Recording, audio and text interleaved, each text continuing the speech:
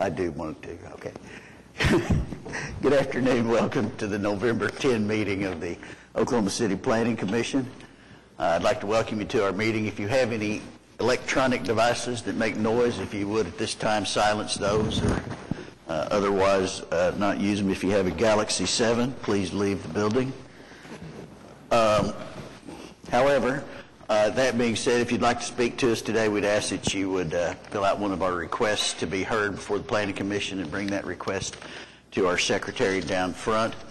If you do speak with us today, we'd ask that you keep your comments brief, direct, and to the point, and not continue to say something that you've already heard or that's been said by prior speakers, and also direct your comments to the commission versus the applicant or the protester. That being said, we'll proceed. Commissioners, first order of business is receipt of the minutes for the October 27, 2016 meeting. I move we receive the minutes. Motion Second. to receive the minutes in a second. Cast your votes. 1, 2, 3, 4. We'll have 4. Sure, if you want to. Okay, that's good. That's 5. Thank you. Next, continuance requests. We have 2 uncontested requests for continuance on your agenda. That would be item B17 for case PUD 1371, which was withdrawn, and B18 for case PUD 1626 to defer that to January 12th of 2017. Is any persons here to speak to us on items 17 or 18? Commissioners? I'll move the uncontested continuances. Motion to approve the uncontested continuances. Cast your votes. Those are approved. We have additional new requests for continuance. Item B9 for case SPUD 927 to defer to December 8th. Item B11 for case PC 10454 to December 8th. B12 for SPUD 926 deferred to December 8th. Item B14 for case PC 10476 is withdrawn. And item B15 for case SPUD 929 to defer to December 8th. Anybody here to speak to us on those 2 items? Excuse me, on the continuances as read. I move the continuances. Second. Motion is second to move the new requests for continuances as read. Cast your votes. Those are approved. Matter set for public hearing, the consent docket. Oh, any other continuance requests before we move to that? All right. Okay. There are 4 items on the consent docket. Item 1 is case C6853, the final plat of Rose Lake Commercial. Item 2 is case CE 943, which is closing a portion of Kelly located north of East Reno. Item 3 is CE 944 to close a portion of 106th Street between Walker and Chartel. And item 4 is ABC 869 for an ABC 1 overlay of 4401 West Memorial Road. Commissioner, any comments with respect to the consent docket? Any persons here to speak to us on the items on the consent docket? Move for approval. Motion is second to approve the consent docket. Cast your votes. Those items are approved. Under items requiring separate vote, item 5 is case C6852, the preliminary plat of South Portland Commercial Park Phase 2. Is the applicant present on item number 5? Would you come forward? Would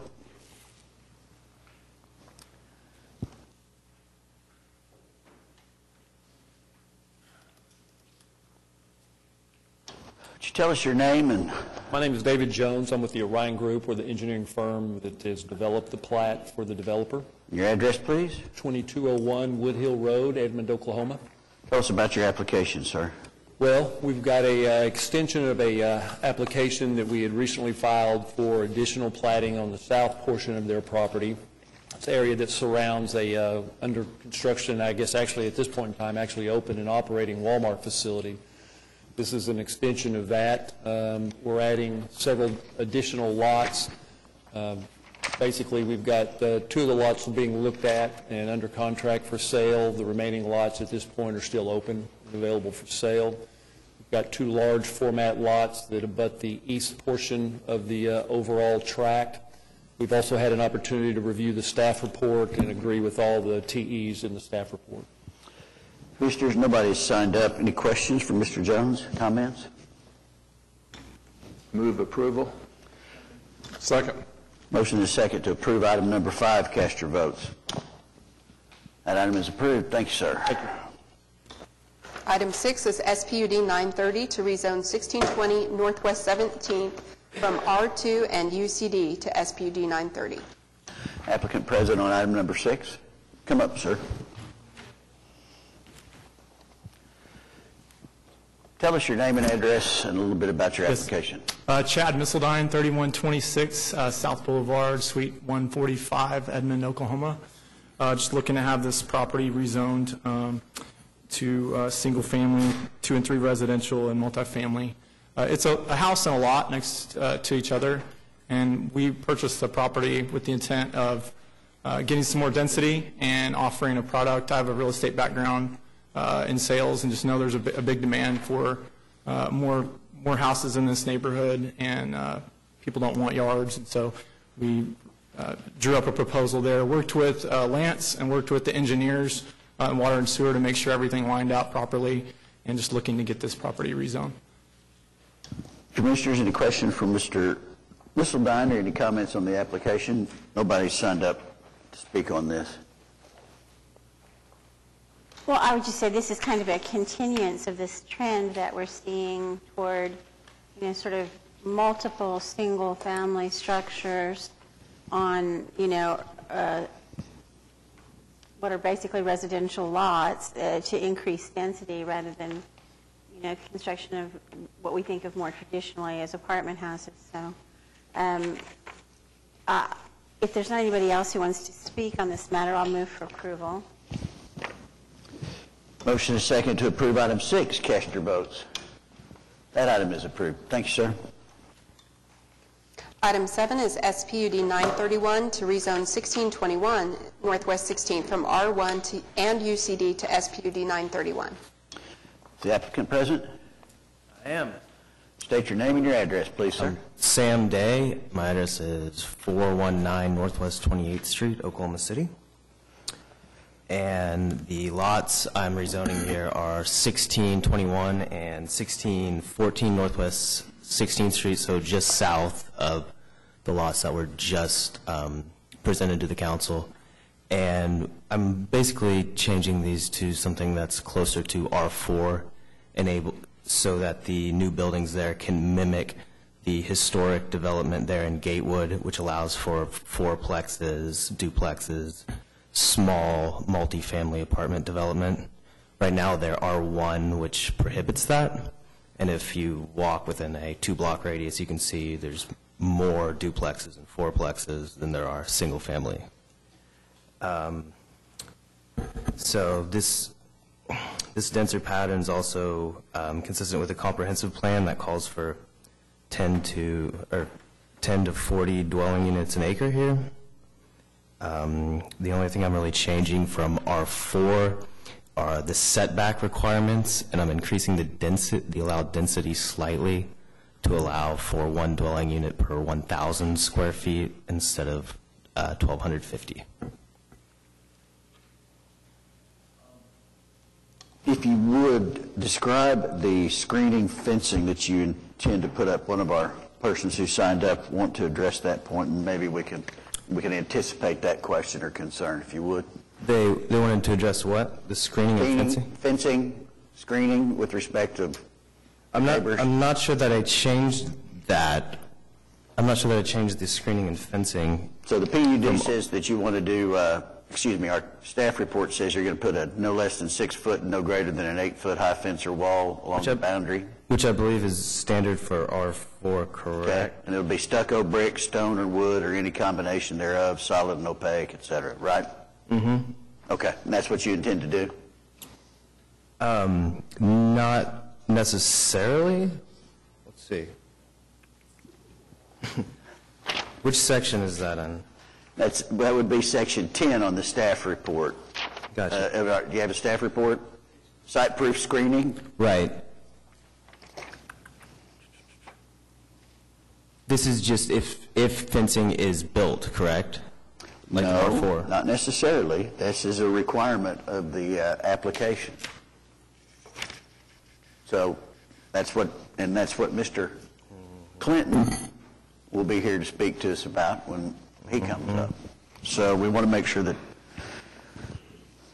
I believe it's a requirement too.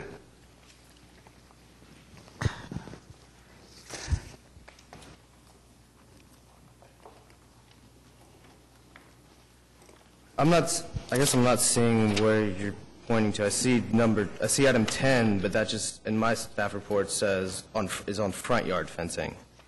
This is, why don't we, page 3 of the staff report, item 10, Gotcha. right under the setback section. Oh, right. Okay. My understanding of this is that if a fence already exists on the neighboring lot, I don't have to build an additional fence, correct? What kind of fence is it? That's a standard one. Well, I think I'm trying to remember. It's different on both of the lots. So on the south lot, there's not, so a fence would be required. On the north lot, I believe there's a chain link on the west and the east. Well, So in turn, that would require me to build a fence on the west and east. to be clear, the requirement of the PUD is that there be a 6-foot minimum brick, stone, or wood, or combination thereof, which will be solid and opaque, which would mean that the fence would have to be, you'd have to put a fence in. Right. I guess I did not realize this was a deviation from R4, so I guess I wonder why this is an issue. Well, I didn't understand this to be a deviation from the existing zoning. JJ, Although you want to speak to this? I'm open to eliminating that requirement, I guess, if the person's speaking. Fencing is a standard R4 requirement. Okay. Site-proof fence, 6 foot high, abutting other residential. If there's an existing fence there that meets that criteria, it can stay and count towards that fence, but it becomes your responsibility. Got it. But a chain link doesn't meet that requirement. Correct. Just to be clear. Correct. Okay? Yep. All right. So we're clear on the fence. All right. Commissioners, do you have any other questions for Mr. Day? I do, but let's hear from the... Okay. Mr. Clinton, Wayne Clinton, would you come up, please, sir?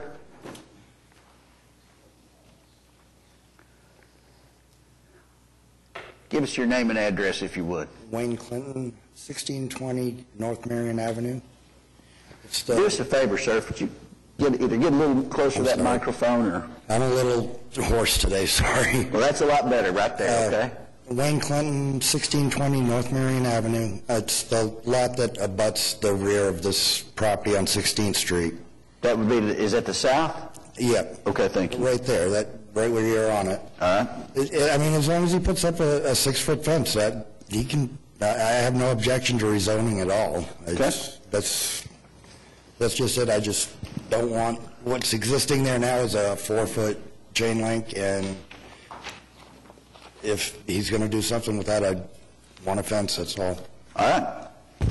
I think that's been discussed. Thank you for your coming down. Mm-hmm. Steve. Oh, I'm sorry. That's on item 13. That's the only person that signed up to speak on this item, Commissioners.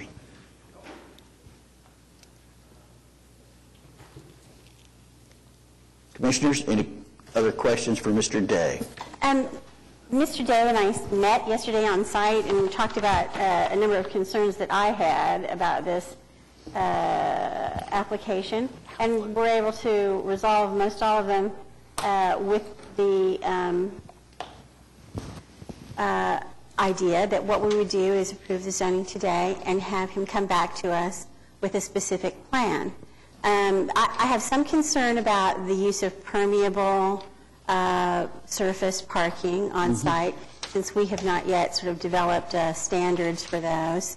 When we have looked at permeable surface uses in the past, they've been for pathways and that sort of thing rather than for parking. So we all like permeable, you know, the idea of it and want to promote it, and the green aspect of it is wonderful, but we don't have sort of a list of approved, a standard for that. So I don't want to hold him up with respect to the zoning that he's seeking, but I think we're going to need to look at it later. So that is one issue I would like to see addressed, a specific plan coming back to us on that. We talked about parking, the actual building materials. You know, he's thinking about using metal cladding on the building, so I think that's something else we'll want to look at, just in terms of what it is and, you know, how it functions and that kind of stuff. I think we've seen that used elsewhere and have liked it, but again, we don't have like a standard for that. We just get kicked back every time to this, you know, metal buildings are not permitted. And then finally, there was the issue of, what was the other thing? Oh, the setback.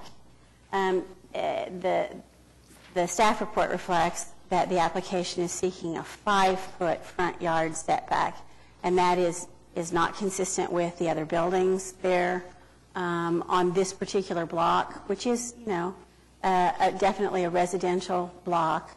So as we looked at it and talked about it and actually got out the tape and measured it off, he was comfortable, I think, with a 10 or 12-foot setback, and I think I would be comfortable with that as well. So with that one change, the setback, and with the understanding that when he's ready to actually, you know, build, we'll have a specific plan to look at for the site. And let's talk about the lodging accommodation use. Okay. Yes. So I knew you'd get to that, Janice. Yeah, I had a feeling that might come up. I included the commercial lodging. I plan maybe in 5 or 10 years I could see this being a Airbnb or something of that nature. However, in our existing zoning code, in the definitions, bed and breakfast is defined as only units not containing cooking equipment. So these would be one-bedroom apartments that technically wouldn't fall under bed and breakfast because of our zoning code definitions, which leaves me in kind of a gray area if I try to do an Airbnb out of this in the future. So that's the reason I've included the commercial lodging in there. I know there's some, I mean, I can't really build a hotel on this site, obviously. Well, I mean, once we put the zoning there, it could ultimately be a hotel, and we wouldn't have any obligation or the ability to subsequently have a review, and they could bulldoze the buildings, put up a hotel, and certainly we would not want that in that particular area.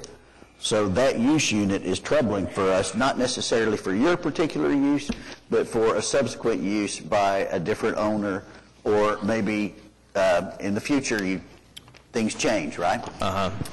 So that one is troubling to me. Again, Mr. Day indicated that his intent is that only one of these 4 units might be used for that purpose, but there's nothing in the PUD that specifies that. And this is another one of those things, sort of like permeable parking surfaces.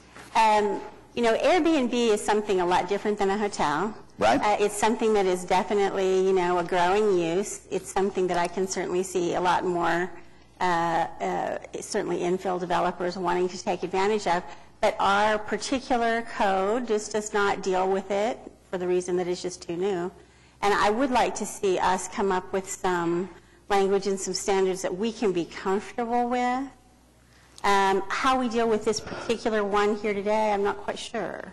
It's not a use that would be permitted in the UCD. It's not covered under the B&B, bed and breakfast? No, because the unit is being built as a residential unit, and therefore it will have a kitchen. So it has kitchen equipment. Yeah. So it's not accommodated by that. But with kitchen equipment, it's accommodated under, it works under lodging accommodation. It works under lodging, but yeah, Well, can we limit this use? Can we just say that we're limiting it to an Airbnb use and I think we really run a difficult situation because there are a lot of subdivisions that have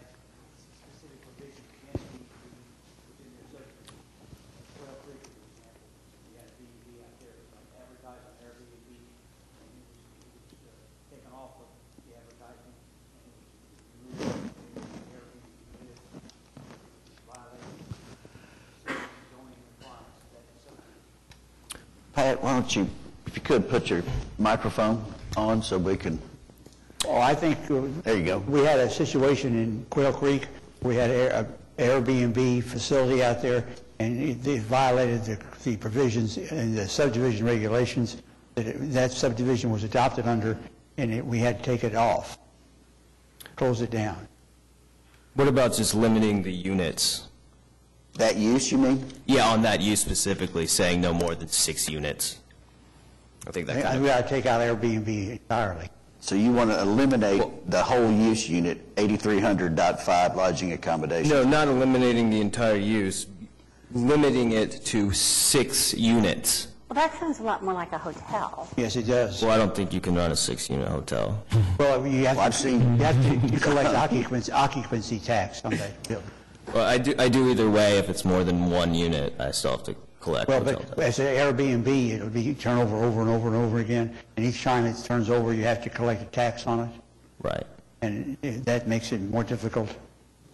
I think from our point of view, the way we look at use units, governs sort of the review that we give it. If what you're wanting to do is open a 6-unit hotel, that's a little different to us than a residential unit that you may or may not use, one of 4 units or one of 4 on the front, 6 on the back, I I think that guess. would be taken out completely. Look, I think if we're trying to encourage infill residential development in this area, this use is incompatible with what our goal is. And I'm sorry that we don't necessarily fit your bill, but I'm certainly reluctant. In fact, I won't approve it with this use unit, me personally, because of its breadth. And like I said, we can't predict where you might be, and we might say, gee, we don't want you to do that. But if we approve the use unit, it's approved, and then we're stuck. Yeah. And it may not meet you, but currently I'm just unable to support it with that use unit. Okay, if I'm willing to scratch that use unit and eliminate permeable parking, would that be okay to approve today? I have no problem with that. Janice, do you want, subject to the specific plan, if you want to see a specific plan? Let me ask him that. Are you saying that you want to do that rather than come back to us with a specific plan? Yeah, just timeline-wise, it holds up my permitting process to come back for a specific plan and risking having to change the design again if you guys don't like whatever permeable material I'm proposing, and then... Well, then the only thing that really leaves me with as a concern is the exterior building material, which indicates that it will include Yeah, I allow aluminum for composite panels, architectural metal. architectural metal panels. Is that language that we would define then as just being accent, or help me out here? I mean, at least I can speak to how it's defined generally in terms of the design review in the urban design districts. Architectural metal is like anything that's not R-panel corrugated metal, kind of the thin 24, 22 gauge corrugated metals that you might see in agricultural buildings. I'm not comfortable enough with it, not familiar enough with it to just sort of sign that blank check. I think I would want to see what it is. I was just going to add the metal building materials is permitted in residential. Oh, it is? Okay, well then. The issue solve is that it's not problem. permitted in the UCD, under the Gatewood UCD. This would be an exception to that in this particular case. Well, then the only other issue that we talked about was the front yard setback. Yeah, and I'm willing to concede 5 feet on that. I mean, my reasoning for pushing that forward is that I have a building next door on the east side that has a chain link fence built to the lot line, which I'm just kind of trying to mitigate a little bit, but I'm willing to concede that and go to a 10-foot setback in the front.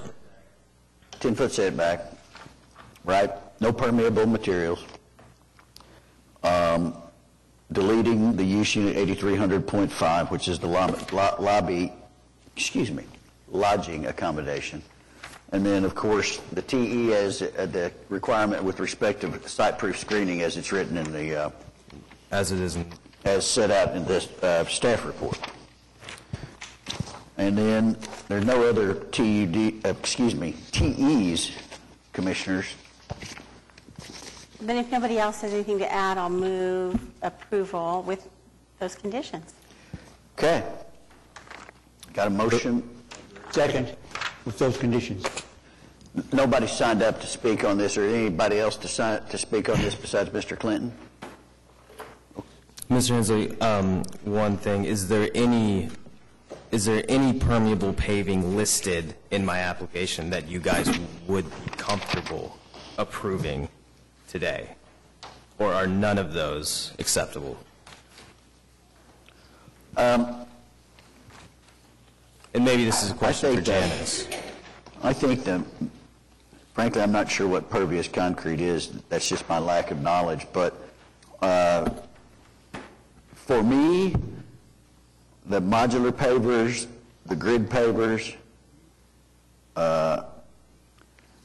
those I don't have an objection to particularly, as long as they're joined together. They're continuous, right? Is that how that works, or are you just going to put one every? I think I might have Foot or to so. see what we're talking about in order to make that determination. Well, then perhaps we're stuck. I mean, again, this is one of those things. I think, we like the idea of permeable paving. It's just that we don't know enough about it to know what we're approving, I think.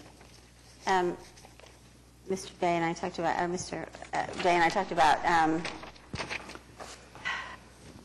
a well site over there by the Health Sciences Center that years and years and years ago they came to us and talked to us about, instead of putting a driveway that was gravel or concrete, that they would use pavers. And at the time it was so new and we were not really sure, and they told us that if we didn't like it they'd remove it, but nobody's ever had any problem with it ever. So it's not that we object to it, it's just that, like I said, we don't have any standard. We don't know what we're looking at, we don't know what we're approving. Mm-hmm. If there's something that staff can tell us that we have approved before and we like it and it's fine, I'm okay with that too. The first one on the list, the crushed granite, you've approved that, and the Board of Adjustments approved that in several locations. Yeah, but which one? The granite. The granite? Stabilized crushed granite. Stabilized crushed granite. And is that the one that we talked about that you have to sweep into place or not? Well, generally, if it's stabilized, the sweeping isn't much of an issue. See, I'm not crazy about the idea of choosing one that has to be maintained, whether it has to be, corralled or kept in place or whatever. I myself, like you, Mr. Hensley, am kind of more familiar with, I guess, therefore more comfortable with the idea of the pavers that, attach or connect and that kind of thing. But which would you propose to us? For the lot on the north, the parking lot off of the alley would probably end up being stabilized crushed granite or modular pavers, like the grid pavers. That would be a like grasscrete where there's space in between the pavers for grass to grow up. And I mean, do we know how our emergency services feel about this kind of surface? And is that an issue on a site like this? I'm not sure about the Come on up here, get involved.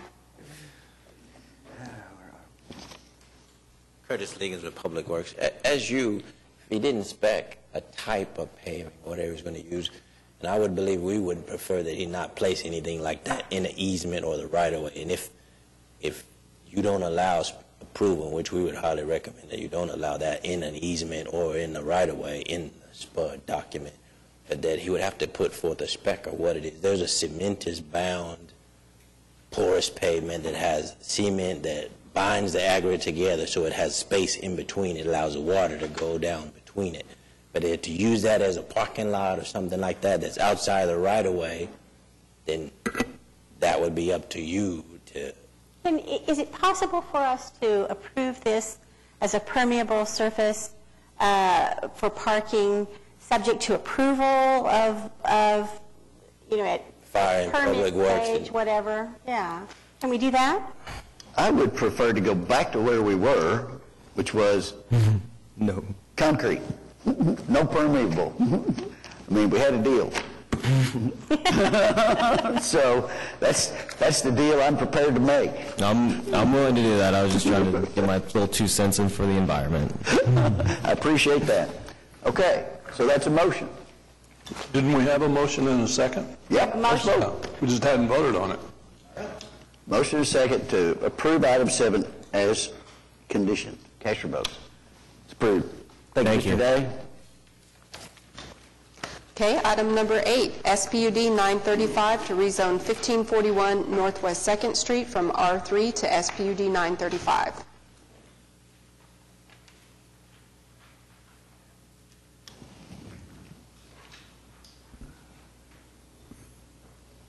Tell us your name, please, and a little bit about your application. My name is Angela Flores. I am representing Pipkin & Sons Painting, LLC. This is an application for a SPUD. We are trying to get this done so that we can secure the property. We're interested in putting up a metal fence, and it would be situated in the front yard. The SPUD, based on the I-1 zoning, would allow us to do that. We're trying to secure the property because we don't want to have homeless people and trash and debris scattered all through. Okay. Ma'am, you've read, Ms. Flores, you were here last time, and we asked that you come back and give us a PUD, and it looks like you've deleted a significant number of the uses that are applicable to I-1. Right. And then have you read the rest of the document? You're familiar with the application? About location of your buildings and the dumpsters and things like that? Yes. All right. Commissioners, no one has signed up on this item. Is there any questions for Mrs. Flores? I just will report to the commission that there is a 3-story residential unit going up on 3rd Street that abuts this property, infill project, and I contacted the owner of that property, and they are fully satisfied with this application. So if nobody else wants to speak, I'll move approval. Is anybody here, by the way, before we vote, is anybody here to speak to us on item 8? Okay, let's vote. Motion is second to approve item 8. Cast your votes. That's approved. Thank you, ma'am. Thank you. Item 9 was continued. Item 10 is SPUD 928 to rezone 10918 Southeast 59th from C3 to SPUD 928.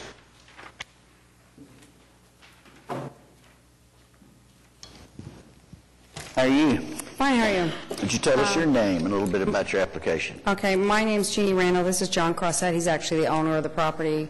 Okay. Crossett Plumbing, but he wants me to do the talking.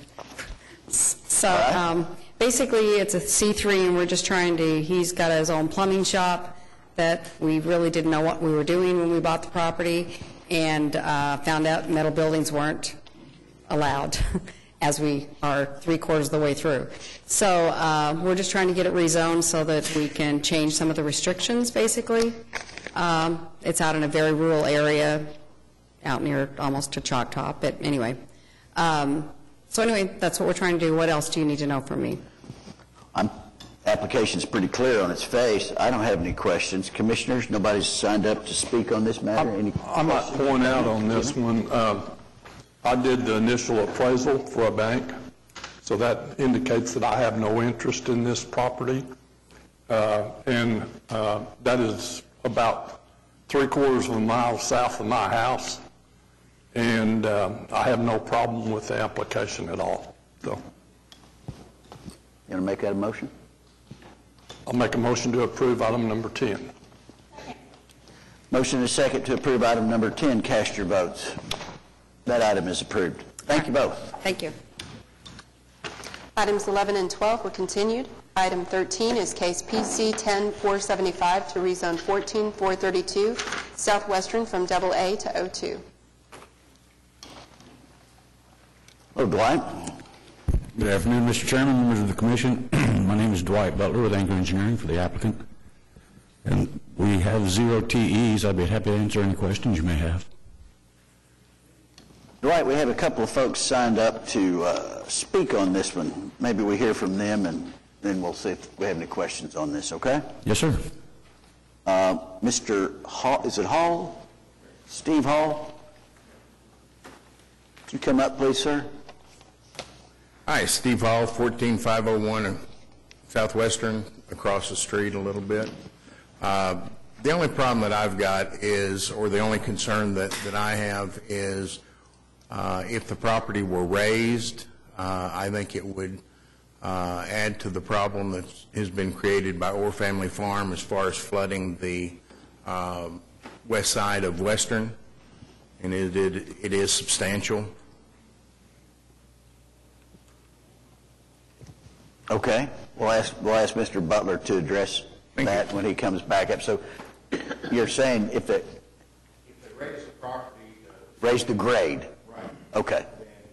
Then we're going to have some problems. We're going to have an additional problem what we have now. All right, Dwight, there's somebody else. If you give me just a sec, we'll have Mr. Charles Maxey. Would you come up, please, sir? Tell us your name and address. My name is Charles Maxey, 14429 Southwestern. Right there where the pond is, on the west side of the road, that's me. And what my concern is, if they tear that down, are they going to build a retention pond or something to keep more water off of my property and the people downstream? Okay, so similar concern to Mr. Yes. Hall, right? Yes. Okay. All right. Anything else? That's it. Thank you for coming down. Any questions for Mr. Hall or Mr. Maxey? Dwight, you want to speak? We have absolutely no plans on doing any diversion of water, and we'll be happy to provide detention so that we do not increase runoff. Did you say you would do a retention pond? Well, actually, it would be a detention pond, sir, but if we do any increased impervious paving and such, then we will compensate for that with detention. My question is about this just because it's, straight zoning. There's nothing in the staff report about, signage or sidewalks or the vehicular circulation on site. I think it tells us that they're wanting to do a child care facility here. No, ma'am, that's south of us. Oh, the property to the south of you. Yes, ma'am. Okay, I'm sorry. All right. What is your proposed use, Dwight? Offices. We're going to attempt to use the existing home as offices. If that doesn't work out, then we'll have to if we have to put more than one building on it, then we'll have to come back before you with a site plan and such, or possibly even plat, depending on what we have to go through. Is that right, JJ? I'm not sure of the process. I just want to understand what's next. No, this is a straight zoning application to office. So he could use the existing building if he can convert it legally, or he can raise that building and build one or more office buildings. So we're just doing the zoning here to allow the use. Yes. And it's 4 acres then of O2. 4 acres of O2, so it could be an office park or a single office building. Are the two gentlemen satisfied with his explanation on the flooding? Come back up, sir. I'm sorry, but I didn't hear his explanation of what he's going to do with the water. I mean, a retention pond or not a retention pond? How's he going to control the water? Well, he said that detention is required in this area, so anything he builds that would cause additional runoff, they will have to provide detention. It's required by city code. Is it going to be a sewer line, a drainage line that's going to go in my pond? It's going to be a pond before you get to my pond. Because I get a lot of water at the pond there. You can see it. If they build something there and they put cement or anything else, there's going to be a lot more water come across that road under the bridge onto my pond. I think what the point that we're making is if the existing home remains and they don't build any new structures, then they will be required to put in detention. Stop the water. Or retention. Well, D. Same thing. In other words, if they just use the existing home, there will not necessarily be a requirement to put in detention or stop the water. In other words, that use is already, it wouldn't increase the use, but if they do build, raise the building and build a new, and then they'll be required to meet the detention requirements of the city. Is that right, JJ? Thank you. What about the increase that he may have in parking? Wait a minute. One. Parking, you want to speak to parking, Dwight? If he builds a parking lot, is he going to have to build a pond? Yes, I would be increasing the amount of impervious paving and would have to accommodate for it. Okay. And we're happy to meet that requirement. If they raise the building, will they have to come back in front of us? No. No. No, this is a straight zoning application. Once the zoning's in place, they can apply for building permits. Okay, any further comments or questions on this item 13, Commissioners? Is there just going to be a single access point on the Western? On Western, yes, ma'am. I approve the application. Motion? Motion to approve. Second. Motion and second to approve item 13. Cast your votes. That item is approved. Thank you all for coming down. Thank you very much. Thank you. Item 14 was withdrawn. Item 15 has been continued, so we're on to item 16, which is the adoption of the 2017 Planning Commission meeting schedule. Commissioners, you have in your packet the calendar, and it is based on our calendar for 2016, keeping the same schedule of meetings for the summer, et cetera. So if there's not any comment, let's adopt it.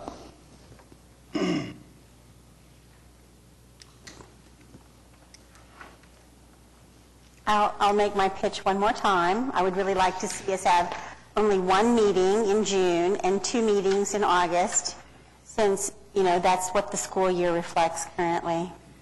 But, Shouldn't we follow council's? No, they meet more often than we do. They meet every other week during the summer months. Right. We find that we're able to get our work done a little more expeditiously. But if we send it up in the there and summer nobody months. there, why we don't get anything done? so is there anybody else who cares whether we meet once in August or once in June, or which way we do that? If I'd say once in August, I might flip it, but I'm happy with this. Meaning I'd do 1 in August, 2 in June, but that doesn't seem to work. So I don't think we'll ever get 100% acceptance. So perhaps we just go with what we got. What your school schedule is? Okay, whatever. Let's just go with what we've got. Okay, motion? Are you saying 1 in June, 1 in July?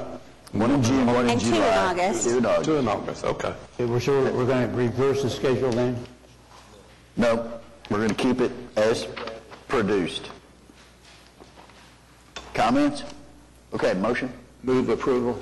Thanks. Second? Second. Motion to second to approve the calendar for next year. Cast your votes. That's approved. The remaining items were withdrawn or continued.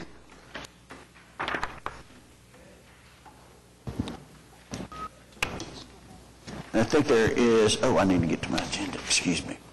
We have an additional item, presentation regarding the Innovation District. Mr. Batchelor, good to see you.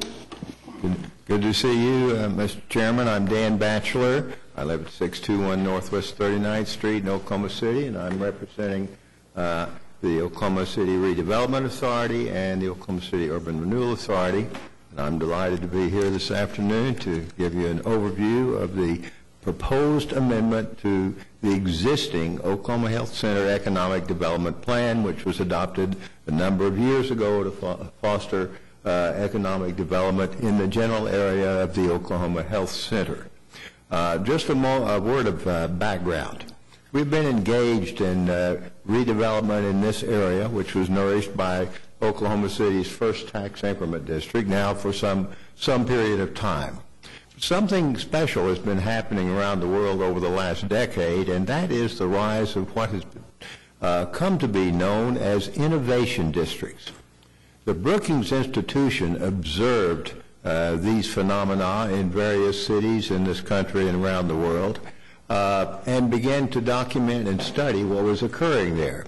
And what was observed was the fact that under certain conditions, there was an acceleration of the creation of new businesses, a new rapidity in the growth of new ideas, the generation of new investment, and the creation of new employment opportunities. And even though this phenomenon occurred perhaps accidentally in some places like Silicon Valley, the conditions which seemed to nourish this were identifiable. And so as a result of its study, the Brookings Institution published reports on the occurrence of this phenomenon. As a result of those reports and the attendant publicity, requests came for a number of cities around the United States for the Brookings Institution to guide, plan, and work with cities to try to nourish and create innovation districts in their own communities. The Brookings Institution, after considering those requests, determined that it only had the capacity to assist 2 cities. And so the institution chose 2 cities in the United States to work with and assist in nourishing or generating, hopefully, an innovation district phenomenon. And those 2 cities were, the first 2 cities, Tier 1 city is Philadelphia, and the Tier 2 city chosen is the city of Oklahoma City. The effort to impose the innovation district strategy on our existing Oklahoma Health Center Economic Development Plan grew out of Brookings Institution analysis of the assets present here in Oklahoma City. And what the institution concluded, what Brookings concluded, was that we had here in our own community the core assets, that is the combination of educational activities, business activities, research activities, located in close proximity to a community that could benefit from the innovation district strategy, and therefore Oklahoma City was chosen as one of those 2 communities that it would work with. The effort to undertake this has been led locally by the business community, aided by the Greater Oklahoma City Chamber of Commerce, the Presbyterian Health Foundation, the University of Oklahoma, the Oklahoma Health Center Foundation, the Oklahoma Medical Research Foundation, and a number of other players. But that was the core group that is put together, along with the support from the Oklahoma City Redevelopment Authority, to fund a 24-month study to structure and recommend the addition of an innovation district strategy to our existing long-term efforts to nourish economic development and job creation of high quality in this area. I think it's worth noting that there is one present among your membership who, as a former city council member, was urging the idea of an innovation district concept to be adopted here in Oklahoma City almost a decade ago. So there are far-sighted people in this community that have helped make possible where we are today. So what I'd like to do is briefly give you an overview of a proposed amended project plan, which we hope to present to you for your consideration at your regular meeting on December the 8th. I want to say that this amended plan is not a plan which modifies land uses, and it does not propose any amendments to the existing urban renewal plans for the area. What it does is add an innovation district strategy to the existing authorizations and plans for the area. And it really will deal with only 3 things. One is the addition of the innovation district objectives. Secondly, the legal authorization of the creation of new active partnerships to nourish the innovation district, and some adjustments in the financing provisions to make this possible. Otherwise, it is mostly technical in terms of the changes, but these could be very important to our community. Let's start with the existing area characteristics.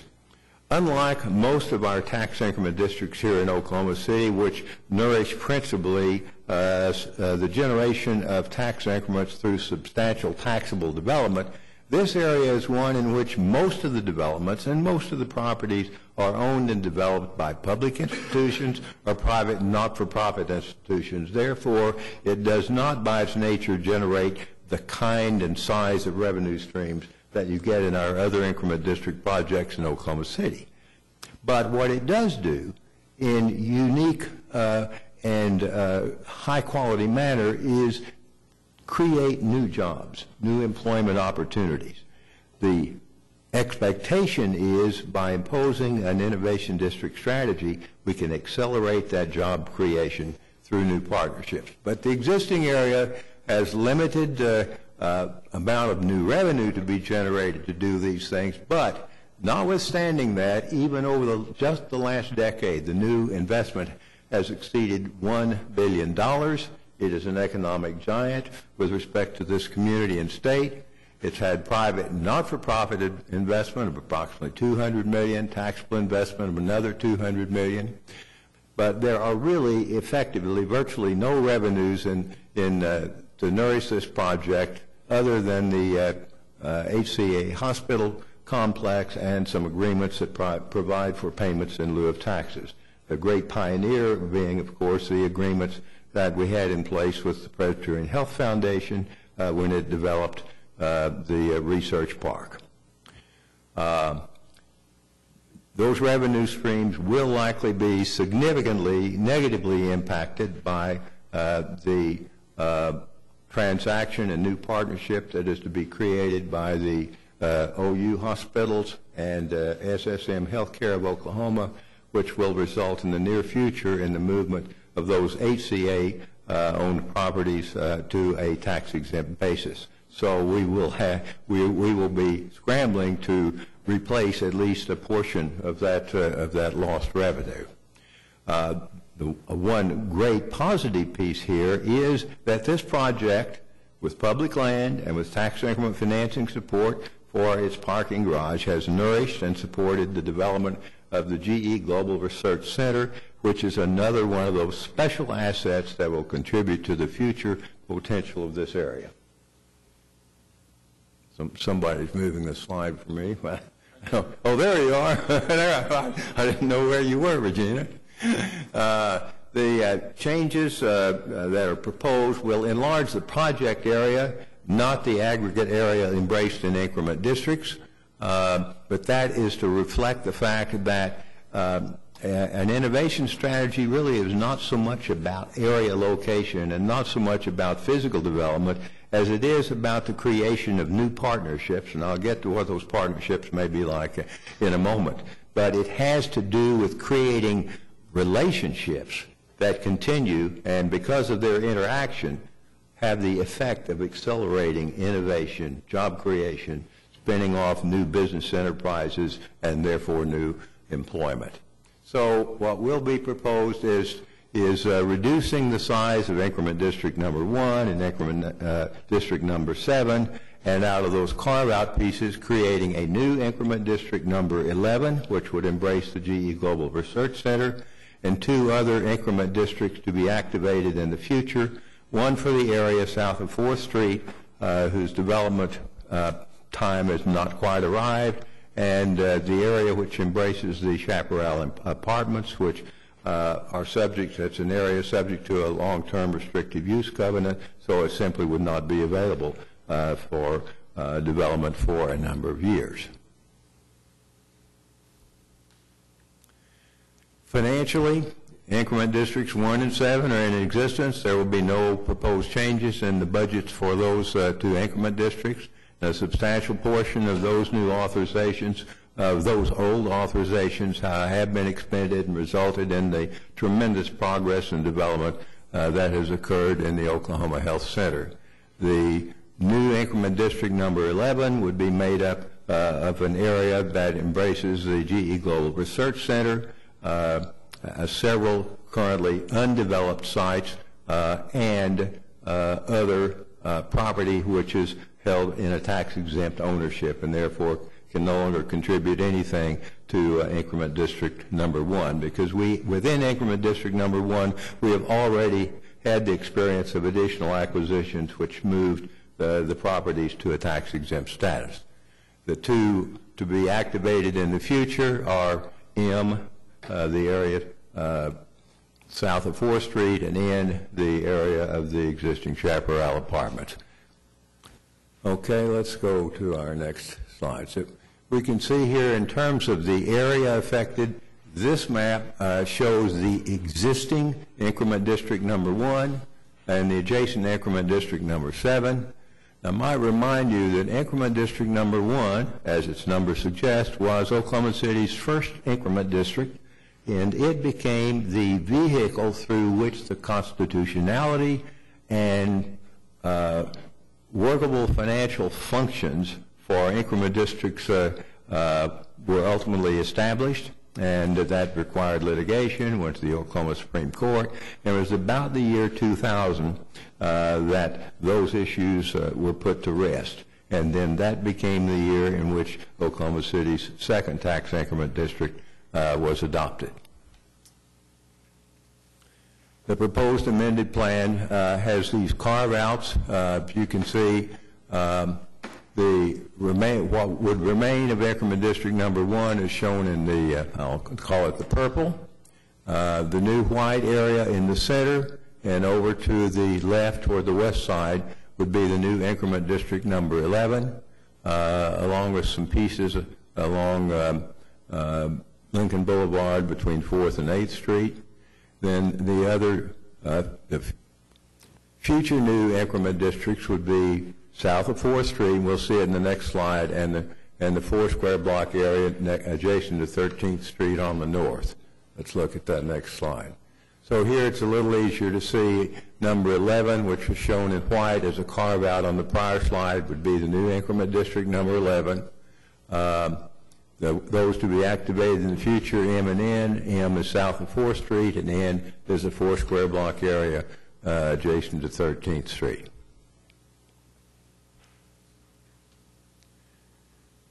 Our timeline for consideration and hopefully adoption of this these amendments to the project, existing project plan would be meetings of the Tax Increment District Review Committee to be convened on November 22nd and follow-up meeting if needed on November 28th.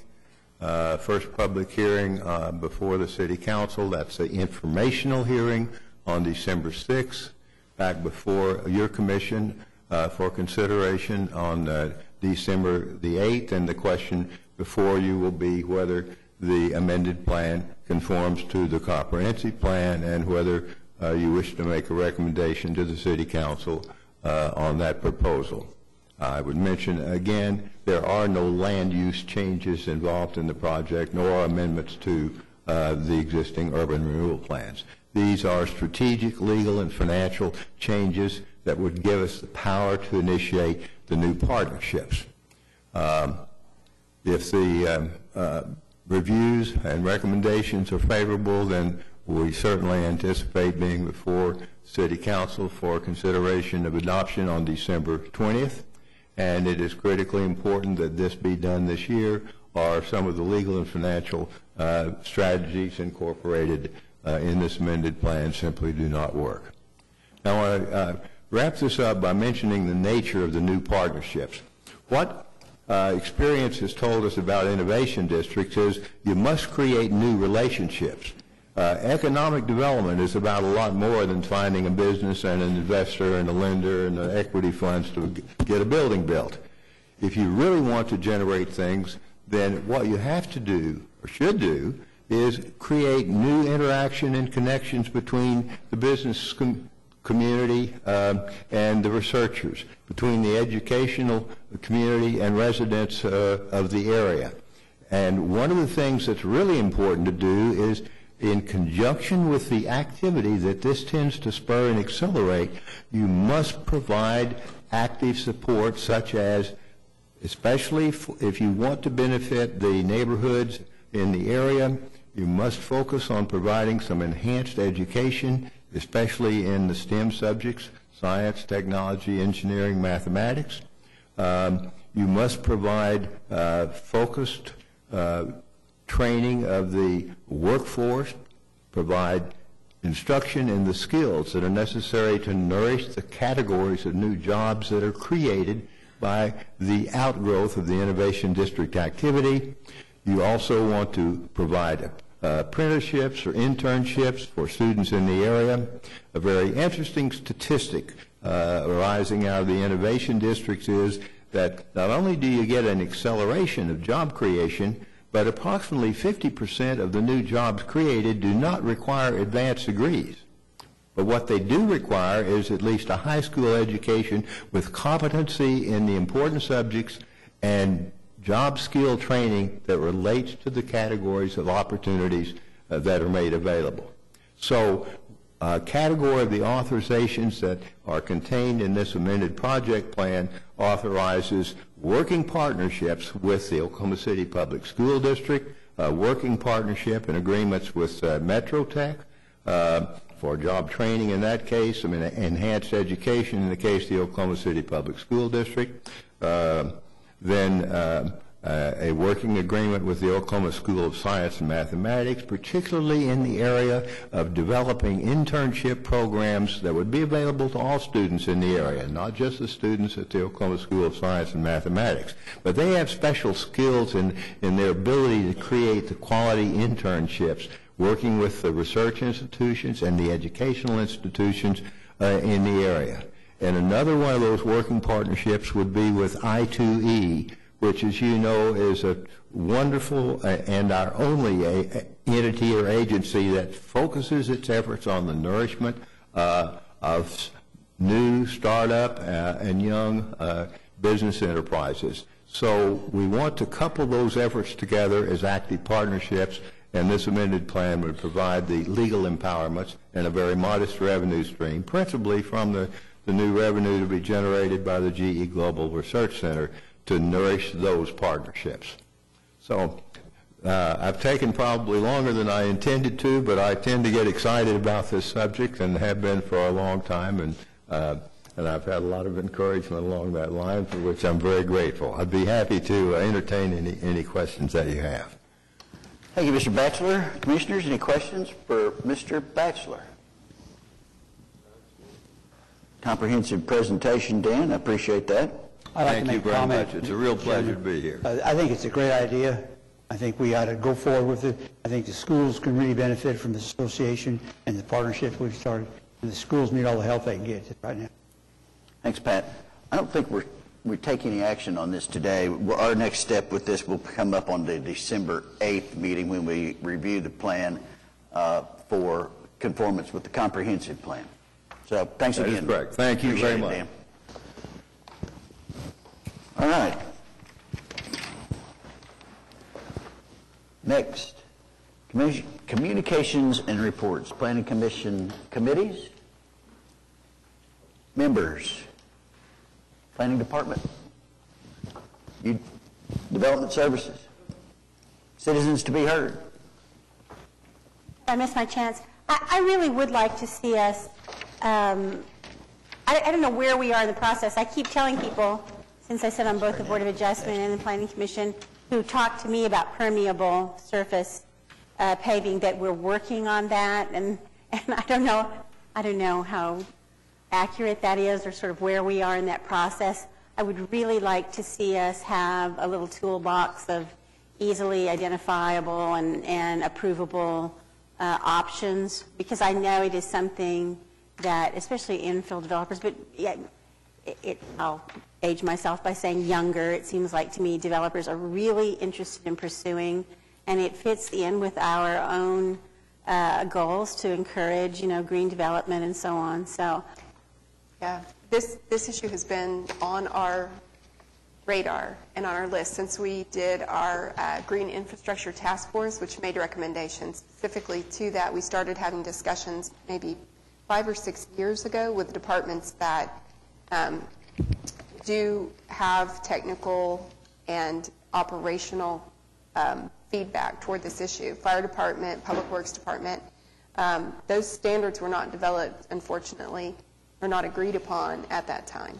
So with the list of all of the things that Plan OKC identified that we need to go back and update our codes, this is in that process. So timeline for that, though, unfortunately, is going to take some time. The first phase of our code updates and subdivision regulation updates is happening this year. Our contract with our consultant is went to council on Tuesday. So the first phase of that is a diagnostic, looking at all the things that we need to start updating, putting together a strategy for how to eat the elephant bite at a time. So some of the pieces like that, if those are critical things, we keep seeing applications and cases coming in, we need to move it up the list or up the timeline to get resolution. We are doing that strategy piece in this next year. And then we're going to start forming teams and getting those people back together to develop our specific regulation amendments and processes. So it's not something that's going to be within the next few months. It's really probably longer term than that. I hate to disappoint you. The only problem with that is, as we continue to see these, then they get approved or rejected just on an ad hoc basis. You know, yes here, no there, and I think that always creates a little bit of disgruntled reaction in the development community at large, because so-and-so has it over here and it's working fine, and what's the problem and that kind of stuff. But we don't even really have as I said earlier, we've made that distinction in allowing it to be used like for walkways.